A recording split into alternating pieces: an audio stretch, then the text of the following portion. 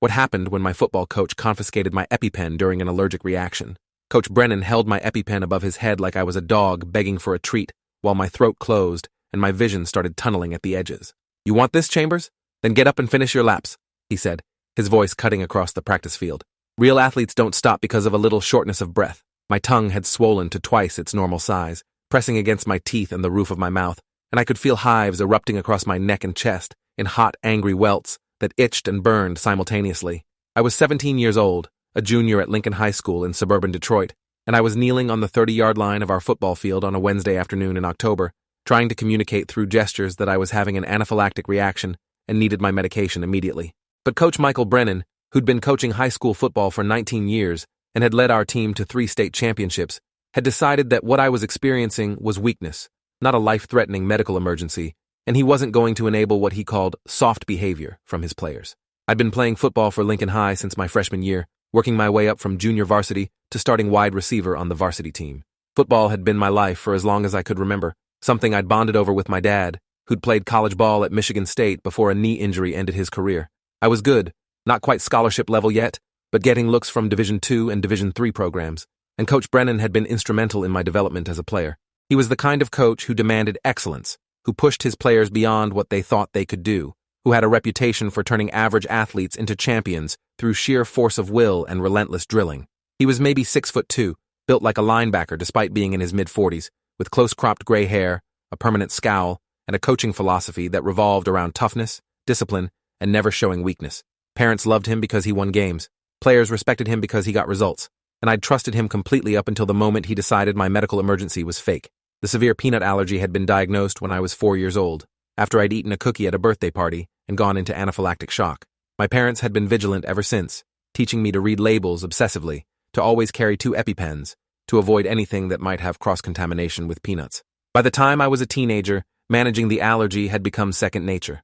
I kept 1 EpiPen in my backpack, 1 in my gym bag, and I'd informed every coach and teacher about my condition with documentation from my allergist, Dr. Raymond Thatcher, who'd been managing my care for 13 years. The school had an allergy action plan on file, complete with emergency protocols and signed medical authorization forms. I'd never had a serious reaction during my high school years because I was careful, maybe overly careful, about what I ate and where I ate it, until the day a teammate brought homemade protein bars to practice that his mom had made, and I'd eaten half of one before tasting something off and checking the ingredients list his mom had written on the plastic bag.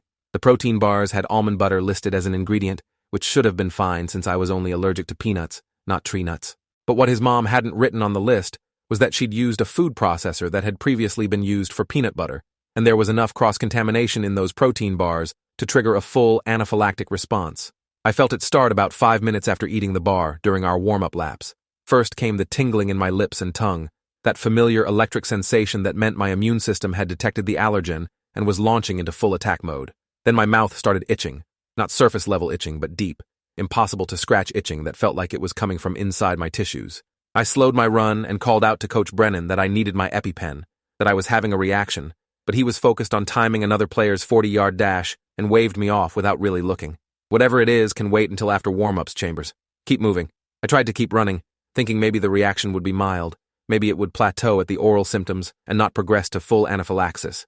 That was wishful thinking, born of not wanting to disrupt practice, not wanting to be seen as weak or high maintenance.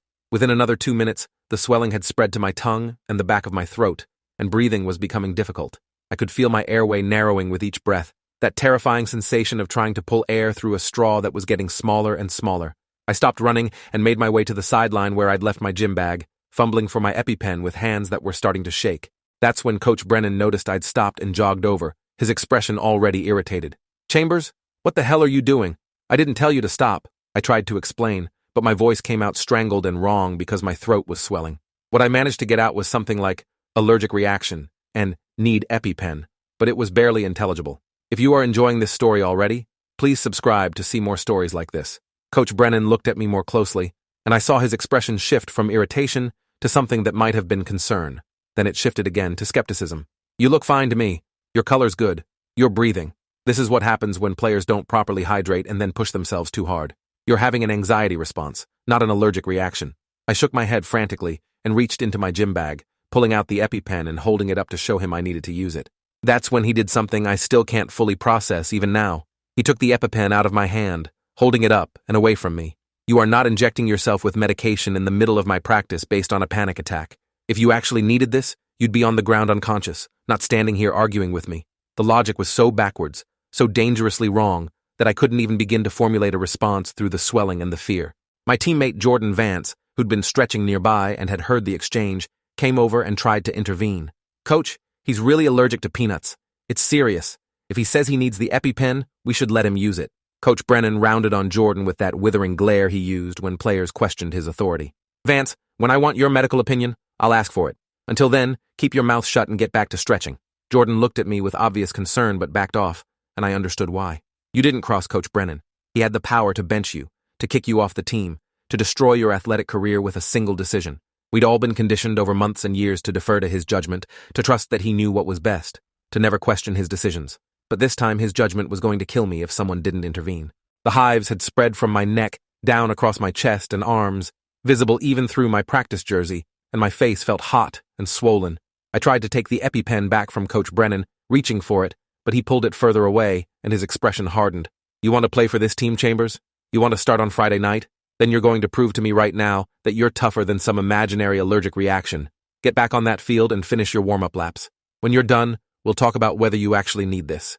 He held up the EpiPen, and my heart sank because I realized he genuinely believed he was teaching me a lesson about mental toughness and not letting fear control me. He thought he was being a good coach, pushing me past a psychological barrier. He had no idea he was watching me die in front of him. I tried one more time to communicate the severity of what was happening, pointing at my throat, making gestures to indicate I couldn't breathe properly, but the swelling had progressed to the point where I couldn't speak at all anymore. Only this horrible wheezing sound came out when I tried to talk. Coach Brennan's expression flickered with something that might have been doubt, but then he doubled down. "Stop being dramatic. You're breathing fine. I can hear you breathing." The fact that he could hear my breathing, that it was audible as this high-pitched wheeze across the practice field, should have been a red flag, but he interpreted it as proof that I was getting enough air. The logic was insane, but I was in no position to argue because I was too busy trying not to suffocate. My chest felt tight, constricted, and each breath required enormous effort. I could feel my blood pressure dropping, that familiar lightheaded sensation that meant my cardiovascular system was starting to fail as the anaphylaxis progressed. I collapsed to my knees, not as a conscious decision, but because my legs simply gave out. The world tilted and swam, and I found myself on the grass, staring up at the October sky, while my body betrayed me in a dozen different ways simultaneously. My skin was on fire with hives. My throat was closing. My heart was racing in my chest like it was trying to escape my ribcage. And somewhere above me, I could hear Coach Brennan's voice saying something about me being dramatic, about learning to push through discomfort, about how championship teams were built on players who refused to quit when things got hard. Another teammate, I think it was our quarterback Caleb Porter, was arguing with Coach Brennan, saying this looked serious, saying we needed to call 911, and I heard Coach Brennan respond that he'd been coaching for nearly 2 decades and knew the difference between a real emergency and a kid having a panic attack. The assistant coach, a younger guy named Coach Stevens, who helped with special teams, came running over from the other end of the field. He took one look at me on the ground and immediately pulled out his phone. "I'm calling an ambulance right now. This kid is in anaphylactic shock." Coach Brennan tried to stop him, actually tried to grab the phone out of his hand, but Coach Stevens jerked away. "Michael, look at him. His face is swelling. He's covered in hives. He can barely breathe. This is exactly what anaphylaxis looks like. We need paramedics here immediately, or this kid is going to die on our field." The words "going to die" seemed to penetrate Coach Brennan's certainty for the first time, and he looked down at me with an expression I couldn't quite read. But he still didn't give me the EpiPen. He was still holding it, this bright orange cylinder that contained the medication that could save my life, and he was holding it like he wasn't sure what to do with it. Coach Stevens was on the phone with 911, giving our location, describing my symptoms, and I heard the dispatcher asking if anyone had administered epinephrine. "The coach has his EpiPen but won't let him use it," Coach Stevens said, his voice tight with anger and disbelief. There was a pause while he listened to the dispatcher's response. Then he turned to Coach Brennan. "The 911 dispatcher says to administer the EpiPen immediately. It's life-saving medication, and every second we delay increases the risk of death." Coach Brennan finally seemed to grasp the seriousness of the situation, but instead of giving me the EpiPen so I could inject myself, he tried to do it himself, except he didn't know how to use it, had never been trained on auto-injectors, and was holding it backwards while fumbling with the safety cap. "How does this work?" he asked, his usual confident authority replaced with confusion and the beginning of panic. Coach Stevens grabbed the EpiPen from him, pulled off the blue safety cap, and jammed it into my outer thigh through my practice pants. I felt the spring-loaded needle deploy and the burning sensation as the epinephrine injected into my muscle. The effect wasn't instantaneous like in movies. It took maybe 30 seconds before I started feeling the medication work, the adrenaline rush hitting my system and starting to counteract the anaphylaxis. My airway began to open slightly, enough that I could take deeper breaths, though the swelling didn't disappear immediately. The hives were still there, still itching and burning, but the sense of impending death started to recede just a little. Coach Stevens kept me talking, kept me conscious, while we waited for the ambulance. "Stay with me, Ethan. The paramedics are coming. The medicine is working. You're going to be okay." I wanted to believe him, but I also knew that anaphylaxis could be biphasic, meaning symptoms could return even after epinephrine, and that I wasn't out of danger yet. The ambulance arrived maybe 6 minutes after Coach Stevens made the call, and the paramedics took over with practiced efficiency. They gave me a second dose of epinephrine, started an IV line, administered antihistamines and corticosteroids, and loaded me onto a stretcher while taking my vital signs and asking questions about the timeline of symptoms. One of the paramedics, a woman in her 30s with dark hair pulled back in a ponytail, looked at Coach Brennan and asked why there had been a delay in administering the EpiPen. "The patient's friend said you were holding his medication?" Coach Brennan's face flushed red, and he started explaining that he'd thought it was a panic attack, that he hadn't realized it was serious, that he'd been trying to teach a lesson about mental toughness. The paramedic's expression went cold. "You withheld life-saving medication during anaphylaxis because you thought he was faking? Do you have any idea how close this kid came to dying? Another 5 minutes without epinephrine, and we'd be doing CPR and emergency intubation." The ride to Detroit Medical Center was a blur of beeping monitors and radio communication between the paramedics and the emergency department. My parents met me there, having been called by the school when the ambulance was dispatched. My mom was crying, my dad looked like he wanted to hit something, and both of them seemed to age 10 years in the span of seeing me on a hospital gurney with an oxygen mask over my face. The emergency physician, Dr. Alicia Rourke, who'd been practicing emergency medicine for 12 years and had a specialty interest in allergic reactions, examined me thoroughly and explained that I'd had a severe anaphylactic reaction with involvement of multiple body systems, including skin, respiratory, and cardiovascular. "The delay in receiving epinephrine was extremely dangerous," she said to my parents while I listened from the hospital bed. "Standard protocol is to administer epinephrine at the first sign of anaphylaxis. Every minute of delay increases mortality risk significantly. Someone preventing access to an EpiPen during anaphylaxis is akin to preventing CPR during cardiac arrest. They kept me in the emergency department for 6 hours under observation because of the risk of biphasic anaphylaxis, monitoring my vital signs and watching for any return of symptoms. The epinephrine and additional medications they'd given me made me jittery and anxious, my hands shaking and my heart racing, but at least I could breathe. At least my throat wasn't closing. At least I was alive. My dad spent most of those 6 hours on his phone, making calls to lawyers, to the school principal, to the school board, his voice getting progressively angrier with each conversation. My mom sat beside my bed holding my hand and occasionally breaking down in tears when she thought I wasn't looking. "You could have died," she kept saying. "You could have died because that man wouldn't give you your medicine." The reality of how close I'd come was starting to sink in for all of us, and with it came a burning rage at Coach Brennan's arrogance and stupidity. Dr. Rourke came back before discharging me and sat down to have a serious conversation. "I need you to understand something, Ethan. What happened today wasn't just a close call. Based on the timeline and symptoms you've described, you were minutes away from respiratory arrest. If that assistant coach hadn't intervened when he did, if the paramedics had been delayed by traffic, if any number of small things had gone differently, we'd be having a very different conversation right now. You need to file a report about what happened. This can't be swept under the rug." She looked at my parents. "I'm filing a mandatory report with Child Protective Services because this constitutes medical neglect by a school employee. You should also consider filing a police report and consulting with an attorney. What your son's coach did was criminal in my opinion, and at minimum, it's grounds for liability." We filed the police report that same evening at the station near the hospital. The officer who took our statement was a detective named Lawrence Hammond, who'd been with Detroit PD for 21 years and had seen his share of bizarre cases, but seemed genuinely shocked by ours. "Let me make sure I understand this correctly," he said, reviewing his notes. "Your son was having a documented allergic reaction, had access to his prescribed emergency medication, and his football coach physically prevented him from using it because he thought the kid was faking?" My dad confirmed that was exactly what had happened, and Detective Hammond shook his head slowly. "That's reckless endangerment at minimum, possibly assault. I'm going to need to interview the coach, the other witnesses, and get copies of all medical records and school documentation." He explained that the district attorney would review the case and determine what charges, if any, would be filed, but that based on what we'd described, he believed there were solid grounds for criminal prosecution. The next day, I was still recovering at home when my parents met with the attorney they'd hired, a lawyer named Gregory Ashford, who specialized in education law and personal injury cases. He'd been practicing for 18 years and had successfully represented numerous families in cases involving school negligence and student safety. My parents came home from that meeting with grim determination. He says we have a strong case both criminally and civilly, my dad explained. The school had your allergy action plan on file. They had documentation from Dr. Thatcher. They had signed protocols for how to handle allergic reactions. And Coach Brennan ignored all of it based on his personal belief that you were faking. That's not just negligence. That's willful endangerment of a student under his supervision. Attorney Ashford had advised them to document everything, to request copies of all school records related to my allergy management plan, to get statements from witnesses, and to preserve any physical evidence including the EpiPen that Coach Stevens had administered. The school's response to the incident was initially defensive and bureaucratic. Principal Angela Whitmore, who'd been running Lincoln High for 8 years, called my parents 2 days after the incident to discuss what had happened.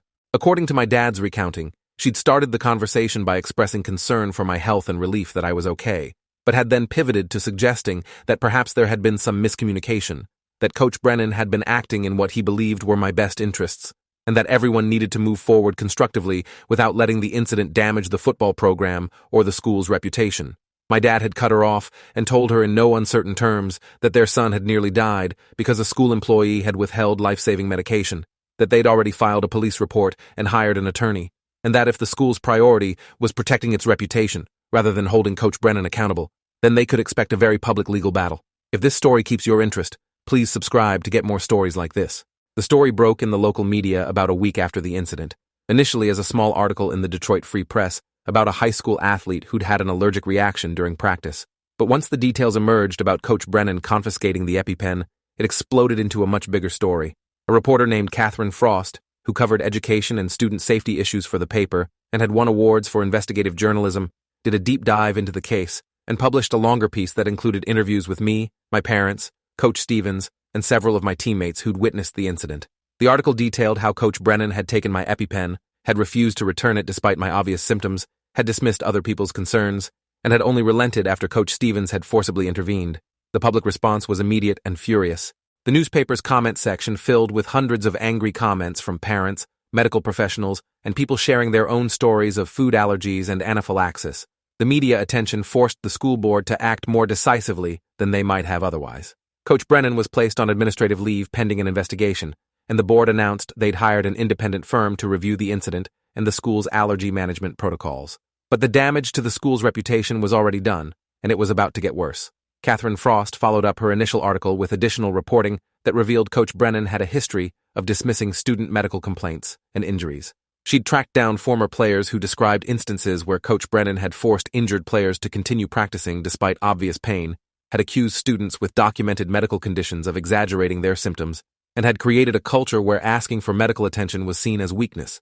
One former player described practicing on a broken ankle for 3 days because Coach Brennan had told him it was just a sprain and real players pushed through pain. Another talked about having a concussion that went untreated because Coach Brennan didn't believe in pulling players out of practice for headaches. The investigation by the independent firm, conducted by a company called Educational Safety Solutions that specialized in reviewing school safety incidents, took about 6 weeks and produced a report that was damning in its findings. The lead investigator, a woman named Christine Novak, who had 23 years of experience in education safety and risk management, concluded that Coach Brennan had violated multiple school policies and state regulations regarding student health and safety. She found that he had been aware of my allergy action plan and had been specifically briefed on how to recognize and respond to anaphylaxis, but had chosen to disregard that training based on his personal belief that students often faked medical emergencies to avoid training. She found that his pattern of minimizing student medical complaints created a dangerous environment where students were afraid to report injuries or seek help. And she found that school administrators had received informal complaints about his coaching methods in the past, but had failed to properly investigate or address them because of his success in winning games. The criminal case moved forward with the district attorney's office filing charges against Coach Brennan in December, about 2 months after the incident. He was charged with reckless endangerment and child endangerment, both serious misdemeanors that carried potential jail time. His arraignment was covered by local news outlets, and the image of him entering the courthouse in a suit and tie became the public face of the case. His attorney, a defense lawyer named Robert Jameson, who specialized in defending professionals accused of misconduct, argued that Coach Brennan had made an error in judgment but had not acted with criminal intent, that he had believed he was acting in my best interests by preventing me from unnecessarily medicating myself, and that the incident was a tragic misunderstanding rather than willful endangerment. The argument was legally strategic but morally bankrupt, suggesting that a coach's ignorant assumptions about allergies should somehow excuse nearly letting a student die. I had to testify at the preliminary hearing in January, describing in detail what had happened on the practice field. Sitting in the witness box, looking at Coach Brennan at the defense table, was surreal. This was someone I'd respected, someone I'd worked hard to impress, someone whose approval had meant everything to me just a few months earlier. And now he was on trial for endangering my life, and I was the prosecution's key witness against him. The prosecutor, Assistant District Attorney Margaret Thorne, who'd been with the DA's office for 14 years, walked me through the timeline methodically. What were your first symptoms? When did you ask for your EpiPen? What did Coach Brennan say? What did he do with your EpiPen? How long did he prevent you from accessing it? Each question was designed to establish the elements of the criminal charges, to show that Coach Brennan had knowingly prevented me from accessing life-saving medication, despite being aware of my allergy and despite my clear symptoms. The defense cross-examination tried to suggest that I hadn't clearly communicated the severity of my reaction, that Coach Brennan had reasonably believed I was having a panic attack, that the whole situation had unfolded too quickly for him to properly assess what was happening. But the medical evidence contradicted that narrative. Dr. Rourke testified about the symptoms I'd presented with in the emergency department and explained that anaphylaxis has distinct clinical features that are recognizable even to a layperson. Coach Stevens testified that it had been immediately obvious to him that I was in serious medical distress and that Coach Brennan's refusal to allow the EpiPen to be administered was incomprehensible. Multiple teammates testified that I'd been trying to communicate that I needed my medication, that my symptoms had been visible and alarming, and that Coach Brennan had dismissed everyone's concerns despite mounting evidence that something was seriously wrong. The trial itself took place over 4 days in March. The courtroom was packed with spectators, media, and people from both sides of the case. My teammates were split, some supporting me and some remaining loyal to Coach Brennan, which created tension and division within the football program that persisted long after the trial ended. The prosecution presented a straightforward case built on medical evidence, witness testimony, and documentation, showing that Coach Brennan had been trained on allergy protocols and had chosen to ignore them. The defense tried to paint Coach Brennan as a dedicated educator who'd made a mistake under pressure, who'd been trying to help a student overcome what he perceived as anxiety, and who'd never intended any harm. They called character witnesses who testified about his years of service, his positive impact on students, his commitment to the school and community, but none of that changed the fundamental facts of what he'd done. The jury deliberated for about 5 hours before returning a guilty verdict on both counts. Coach Brennan sat motionless at the defense table as the verdict was read, his face pale and expressionless. The judge, a stern woman named Judge Caroline Mercer, who'd been on the bench for 16 years, scheduled sentencing for 2 weeks later. At the sentencing hearing, Margaret Thorne argued for jail time, emphasizing the severity of the offense and the need to send a message that endangering students would have serious consequences. My parents gave victim impact statements describing the trauma our family had experienced, the ongoing anxiety I felt around my allergy, and their loss of trust in the school system. I gave a statement too, describing how it felt to be dying while someone I trusted refused to help me, and how that betrayal had fundamentally changed how I viewed authority figures and institutions. Judge Mercer sentenced Coach Brennan to 90 days in county jail with credit for time served, 2 years of probation, completion of a course on medical emergency response, and a permanent ban from working in any capacity with children or in educational settings. In her sentencing remarks, she said, "You were entrusted with the health and safety of students under your supervision, and you violated that trust in the most egregious way possible. Your arrogance and your refusal to listen to medical expertise nearly resulted in a child's death. The fact that Ethan Chambers survived is not a testament to your judgment, but rather evidence that others intervened in spite of your obstruction. This sentence reflects the seriousness of your actions and serves as a reminder that athletic achievement never justifies endangering student welfare." The civil lawsuit was settled out of court about 6 months after the criminal trial concluded. Attorney Ashford had filed suit against both Coach Brennan personally and the school district, alleging negligence, failure to follow medical protocols, and creating an unsafe environment. The school district's insurance company, facing overwhelming evidence and terrible publicity, agreed to a settlement that included a substantial monetary payment, implementation of new allergy safety protocols district-wide, mandatory medical emergency training for all coaches and staff, and a requirement that students with documented allergies have unrestricted access to their emergency medications at all times. The exact amount of the settlement was confidential, but Attorney Ashford told us it was one of the larger settlements he'd secured in an education safety case. More importantly to my parents than the money was the policy changes that might prevent another student from experiencing what I'd gone through. The football season the following year was strange. I'd made the decision not to return to the team, not because I didn't love football, but because the whole experience had been tainted by trauma. Every time I thought about being on that practice field, I felt my throat start to tighten with anxiety, a psychosomatic response that my therapist, Dr. Kenneth Lawson, who specialized in PTSD and trauma, said was completely normal given what I'd experienced. The school had hired a new head coach, a younger guy named Coach Fitzgerald, who'd come from a neighboring district and who'd made it a point to meet with me and my parents to reassure us that student safety would be his top priority. But But I couldn't bring myself to trust another coach with my life. Couldn't go back to that field where I'd nearly died. Some of my former teammates understood.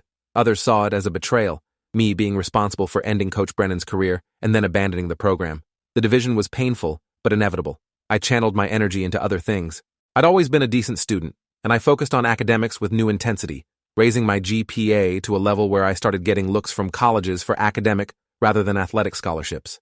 I got involved in advocacy work around food allergy awareness, speaking at schools and community events about the seriousness of anaphylaxis and the importance of taking allergies seriously. My story had become somewhat well known in the food allergy community, and organizations like Food Allergy Research and Education reached out asking if I'd be willing to share my experience to help educate others. It was therapeutic in a way, taking this horrible thing that had happened to me and using it to potentially prevent similar incidents for other kids with allergies. I met families who'd lost children to anaphylaxis because schools or caregivers hadn't taken their allergies seriously, and their grief reinforced how lucky I'd been that Coach Stevens had intervened when he did. The psychological recovery was harder than the physical recovery. The anaphylaxis itself had resolved within days with proper treatment, but the trauma of the experience lingered for much longer. I developed anxiety around eating anything I hadn't prepared myself, obsessively checking labels multiple times, even for foods I'd eaten safely for years. I had nightmares about being unable to breathe, about asking for help and being ignored, about dying while people stood around debating whether I was really in danger. Dr. Lawson worked with me on processing the trauma, on rebuilding my sense of safety and trust, on managing the anxiety that had taken root in the wake of the incident. It was slow progress, measured in small victories like being able to eat at a restaurant without having a panic attack or being able to exercise without my throat feeling tight. My relationship with my parents deepened in unexpected ways through the whole ordeal. We'd always been close, but going through something this traumatic together created a different kind of bond. They'd been my fierce advocates when I was too sick and traumatized to advocate for myself. They'd fought the school system, hired lawyers, dealt with media, and refused to let the incident be minimized or swept away. My dad, who'd always been somewhat stoic and reserved emotionally, became more openly affectionate and protective. My mom developed what she called her mama bear instincts, hypervigilant about my safety and quick to confront anything she perceived as a threat to my well-being. It took them a long time to feel comfortable with me being out of their sight, to trust that I'd be safe at school or with friends. The trauma hadn't just happened to me, it had happened to our whole family. I graduated from Lincoln High with honors and got accepted to the University of Michigan with a strong academic scholarship. Leaving for college felt like finally being able to move forward, to start a new chapter where I wasn't defined by being the kid who almost died because his coach took his EpiPen. I majored in public health, drawn to the field partly because of my own experience with the healthcare system, and partly because I wanted to work on improving emergency response and health education. I joined the university's food allergy advocacy group and helped push for better allergy accommodation policies on campus. I dated someone my sophomore year who told me on our third date that she'd actually heard about my case in her EMT training, that it was used as an example of how critical immediate epinephrine administration is during anaphylaxis, and how dangerous it can be when non-medical personnel try to make medical decisions. It was surreal hearing my story referenced in a medical education context, but also validating in a way. Coach Brennan served his jail time and disappeared from public view afterward. I heard through various sources that he'd moved to a different state, that he'd struggled to find employment, that his marriage had ended. Part of me felt like that was justice, that he'd lost his career and reputation just as he'd nearly taken my life. But part of me just felt sad about the whole situation, about how his ego and stubbornness had destroyed both our futures in different ways. I didn't forgive him exactly, but the burning anger I'd felt initially had faded into something more like exhausted disappointment. He'd been someone I'd looked up to, and he'd failed me in the most fundamental way possible. There wasn't really a path to reconciliation or closure, just an acknowledgement that what had happened couldn't be undone. The policy changes that resulted from my case had real impact. The school district's new protocols around allergy management became a model that other districts adopted. The requirement that students have unrestricted access to emergency medications, the mandatory training for all staff on recognizing anaphylaxis, the prohibition on confiscating medical devices like EpiPens and inhalers, these weren't just bureaucratic checkbox exercises. They were safeguards that could save lives. I heard from parents in other districts who told me that my case had led to their schools reviewing and improving their allergy policies, that their children with allergies now had better protection because of the attention my incident had drawn to the issue. That felt meaningful, like the nightmare I'd lived through had at least resulted in something positive. 5 years after the incident, I was in my final semester of graduate school, working on a master's degree in public health policy, when I was contacted by a documentary filmmaker who wanted to include my story in a project about medical emergencies in schools and how they're handled or mishandled. I agreed to participate, thinking it might be a small contribution to a larger conversation about student safety. The documentary ended up being picked up by a major streaming platform and reached a much wider audience than I'd anticipated. The response was overwhelming. Messages from people sharing their own stories of medical neglect or near misses, from parents thanking me for raising awareness, from medical professionals saying they now use my case in training. It was gratifying but also exhausting, this ongoing public nature of what had been a deeply personal trauma. Now, almost a decade after Coach Brennan held my EpiPen above his head and told me to finish my laps, I work as a policy analyst focused on school health and safety issues. I consult with school districts on developing and implementing medical emergency protocols. I testify before legislative committees on bills related to student health protections, and I work with advocacy organizations on improving allergy awareness and accommodation. My career is built on the foundation of my worst experience, and there's something both meaningful and unsettling about that. I carry 2 EpiPens with me always, more out of psychological comfort than actual medical necessity, since I'm still just as vigilant about avoiding peanuts as I've always been. The experience made me hyper-aware of my own mortality in a way most people my age aren't, but it also made me determined to use that awareness productively. The scar on my thigh where Coach Stevens jabbed the EpiPen through my practice pants is barely visible now, just a small mark that most people wouldn't notice. But it's there, a physical reminder of the moment someone chose to save my life by defying authority and doing what was medically necessary. Coach Stevens and I stayed in touch over the years. He left coaching after another year or two and went into school administration, and he told me that what happened that day on the practice field fundamentally changed how he viewed his responsibilities to students. I almost didn't intervene, he admitted once. I almost deferred to Brennan because he was the senior coach and I didn't want to overstep. And if I hadn't acted when I did, you'd be dead. That's a weight I'll carry forever. I told him he'd saved my life, and that whatever weight he carried was nothing compared to what I owed him. But I understood what he meant about the burden of those kinds of decisions. The question I get asked most often when I tell this story is whether I blame Coach Brennan or the system that enabled him. The answer is both. Coach Brennan made the immediate decisions that endangered my life, but he existed within a culture that prioritized athletic achievement over student welfare, that valorized toughness over health, that allowed coaches to accumulate unchecked power over young people's bodies and futures. He was a product of that system as much as he was a perpetrator within it. Fixing the problem required addressing both the individual accountability and the systemic failures. That's what the criminal prosecution, the civil lawsuit, and the policy changes were all about, holding one person responsible while also reforming the structures that had allowed the endangerment to occur in the first place. If there's a lesson in all of this, it's that medical emergencies aren't the time for ego or assumptions or teaching moments.